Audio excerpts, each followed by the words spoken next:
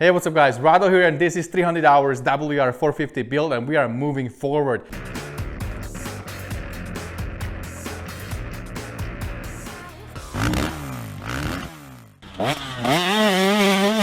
You guys asking me in the comments what's going on with the build. So no, I did not stop working on it. I did not forget about it. I did a lot of work together with Jay Clark from Dirt Bike TV. He helped me with a bunch of stuff, with suspension, with a lot of parts, bearings, and quite frankly, he maybe did more work than me.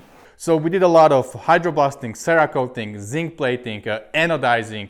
I have a lot of parts, I have a lot of little details that we had to figure out before we can come here and put everything together. So today I want to show you everything one by one. I want to show you what parts we have for the build, what kind of work we did to our custom parts, and it's gonna be fun because I have a lot of cool stuff.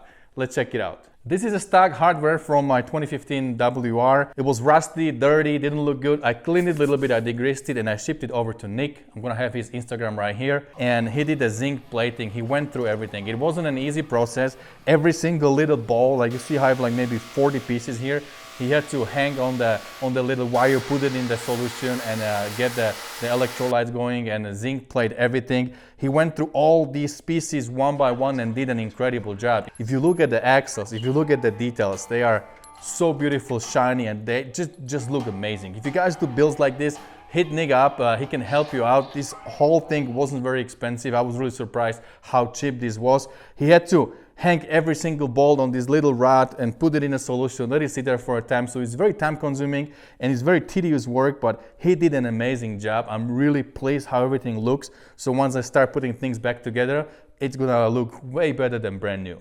Next we have IMS big tank. This bike already had IMS tank, but it was all scratched and it was black. So for this build, it has to be perfect 100% when I'm done. So we got this brand new IMS tank. This is around 3 gallons, so we definitely need to have a big size. This is going to be a desert bike. I want to be able to go for like 4 or 5 hours ride and not worrying about running out of gas. And this IMS design actually looks pretty good on the bike. It actually looks way better than the stock tank. So I'm really pleased with this IMS tank right here. We're gonna use a stock fuel pump. I actually got a brand new fuel pump like 5 months ago. I only have maybe like 5 hours on it, so everything will go here. Plus this right here is the sensor for the fuel level. So everything I'm gonna install from the old tank. New IMS will go on the bike. These are the stock wheels. This is the rear and front is the same. It's still stock. I just cleaned them nicely, hydroblast them. I'm gonna be using these wheels for the build and for the break-in. Once the bike is broke in, then I will cut all the spokes and I will rebuild these wheels. We will do the cerakoting on the hubs and then we will rebuild everything. We got a brand new rotor from ProX that looks absolutely amazing. I'm really big fan of this style rotors. They just look so much better on a bike and they work really good. We got ProX rotors and ProX pads as well, and we have new brake lines from Golfer. I'll show you later, so the brakes will be way better than stock. Now from ProX we also have the sprocket, rear sprocket. We go stock size, and also we have front sprocket for this bike, and then we got a gold chain. It's kind of must and standard for the enduro builds. All the cables here, this is for the clutch and for the throttle, and we're gonna loop them a little bit and install them brand new, so everything will feel really good in our hands. Enduro engineering, this is what we always use for the off-road build. These are the wrap around hand guards with the blue color. Yes, our Yamaha will be blue. We are not going to do anything else there like we did before. This is going to be blue, white, and a little bit of black. So this is Enduro engineering right here. Now for the protection, I really like this company, made in USA, bulletproof. This is a shark fin and also the guard for your rear brake rotor. It mounts right here on the top. It's a nice blue anodized color, and that's what I decided to go with. Everything that is anodized on a bike, like 95% would be blue, so then it will kind of look all nicely together, be matching together, and then we're gonna have a blue, white plastics and nice graphics, seat also blue and white.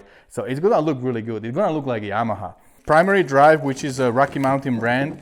This is our chain block for the swing arm.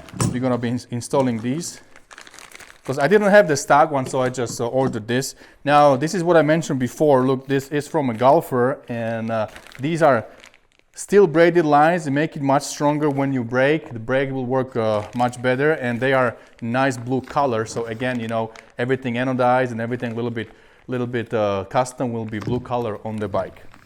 Now, hey, check this out.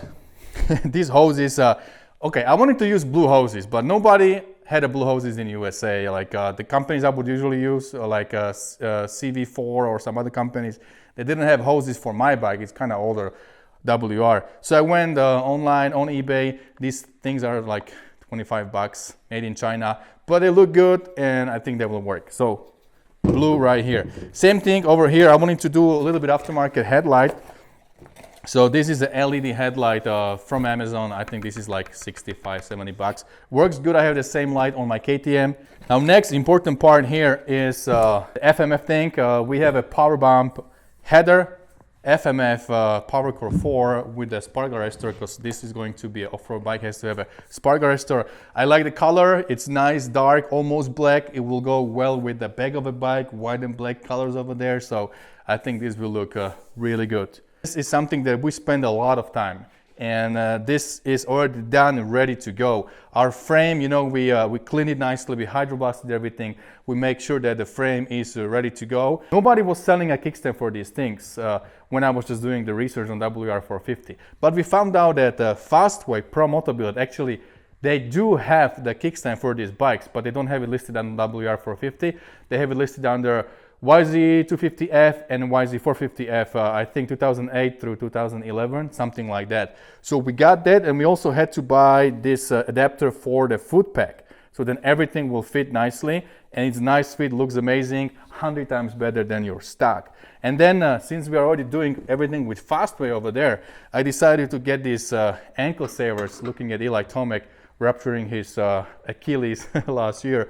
These ankle savers, first time I'm gonna have it on the bike. They will look amazing, and I want to see how they feel. I never rode with these ankle savers. If you guys did, let me know below in the comments. All right, so these are foot packs.